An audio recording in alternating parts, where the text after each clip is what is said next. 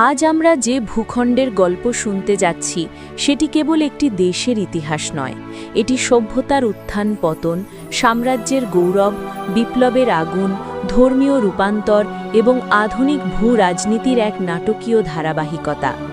হাজার বছরেরও বেশি সময় ধরে যে ভূমি বিশ্ব রাজনীতির কেন্দ্রবিন্দুতে ছিল, যার রাজারা নিজেদের রাজাদের রাজা বলতেন, যার কবিরা প্রেম আর আধ্যাত্মিকতার ভাষায় মানবতাকে নতুন অর্থ দিয়েছেন, সেই ইরানের ইতিহাস যেন এক দীর্ঘ মহাকাব্য। পারস্য থেকে ইরান নামের পরিবর্তনের মধ্যেই লুকিয়ে আছে পরিচয়ের গভীর গল্প। এই ভূখণ্ডে গড়ে উঠেছিল মানব ইতিহাসের অন্যতম শক্তিশালী সাম্রাজ্য। আবার এখানেই জন্ম নিয়েছিল এমন বিপ্লব যা পুরো মধ্যপ্রাচ্যের রাজনৈতিক মানচিত্র বদলে দিয়েছে। চলুন সময়ের স্রোত বেয়ে আমরা ফিরে যাই প্রাচীন যুগে, যেখানে শুরু হয় ইরানের ইতিহাসের প্রথম অধ্যায়।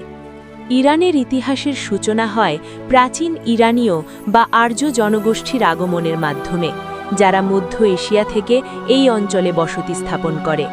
তাদের ভাষা, সংস্কৃতি ও ধর্মীয় বিশ্বাস ধীরে ধীরে এক নতুন সভ্যতার ভিত্তি গড়ে তোলে। এই প্রাথমিক যুগে বিভিন্ন ক্ষুদ্র রাজ্য ও গোত্র ছিল, কিন্তু খ্রিস্টপূর্ব ষষ্ঠ শতকে এক অসাধারণ ব্যক্তিত্বের আবির্ভাব ঘটে, সাইরাস মহান। তিনি আকেমেনীয় সাম্রাজ্যের প্রতিষ্ঠাতা, যিনি বিভিন্ন গোত্রকে একত্রিত করে এক বিশাল সাম্রাজ্য গড়ে তোলেন। তার শাসনকালে পারস্য সাম্রাজ্য বিস্তৃত হয় এশিয়া মাইনর থেকে ভারত পর্যন্ত। তিনি ব্যাবিলন জয় করেন, কিন্তু ধ্বংস নয়, বরং সহনশীলতার নীতি অনুসরণ করেন। ধর্মীয় স্বাধীনতা ও প্রশাসনিক দক্ষতার কারণে তাকে ইতিহাসের অন্যতম উদার শাসক হিসেবে গণ্য করা হয়।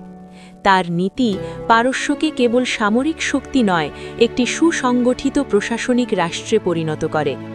সাইরাসের পর দারিউস ও জার্জিসের মতো শাসকেরা সাম্রাজ্যকে আরও শক্তিশালী করেন।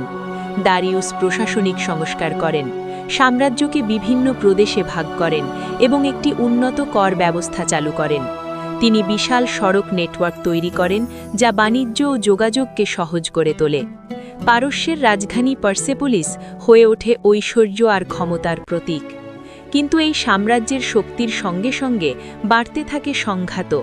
গ্রিসের সঙ্গে পারস্যের বিখ্যাত যুদ্ধগুলো ইতিহাসে পারস্য যুদ্ধ নামে পরিচিত।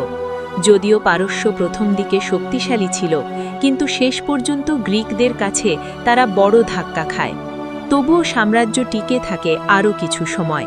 খ্রিস্টপূর্ব চতুর্থ শতকে আলেকজান্ডার মহান